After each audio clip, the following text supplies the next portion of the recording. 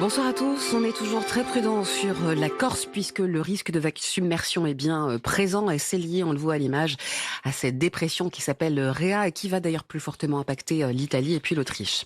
En tous les cas, ce soir, je vous le disais, les vents vont se maintenir et ils seront toujours aussi forts sur le pourtour méditerranéen jusqu'à 110 km par heure. Demain, les vents continueront à souffler, mais au fil des heures, ils vont commencer à affaiblir. Sur l'Est, l'instabilité va régresser également et c'est une bonne nouvelle. Partout ailleurs, on aura un ciel souvent porteur d'averses avec quelques éclaircies cependant, on le voit sur le nord des côtes de la Manche. Le tout avec des valeurs qui seront particulièrement fraîches le matin. Certaines campagnes, on aura 8 voire 6 degrés localement. Et puis dans la journée, des températures qui seront légèrement en hausse par endroits, mais toujours déficitaires par rapport aux températures de référence. Vous avez regardé la météo avec le groupe Vive. Groupe Vive pour une santé accessible à tous.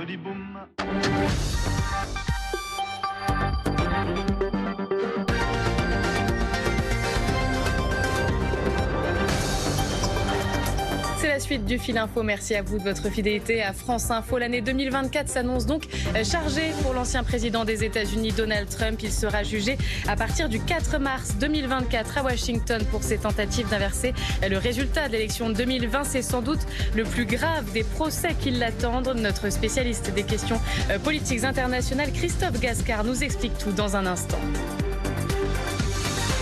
Il est toujours à Niamey. L'ambassadeur de France n'a pas quitté le Niger malgré l'ultimatum lancé par les putschistes qui lui donnaient 48 heures pour partir. La France ne compte pas céder à leur chantage. On va rejoindre sur place à Niamey Nicolas Bertrand, notre correspondant, dans un instant.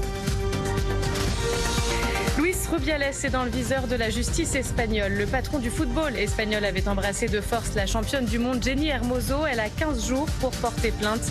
Une enquête préliminaire a été ouverte pour agression sexuelle. Et puis en France, Gabriel Attal prépare la rentrée scolaire. C'est lundi prochain. Le ministre de l'Éducation nationale a fait plusieurs annonces ces dernières heures.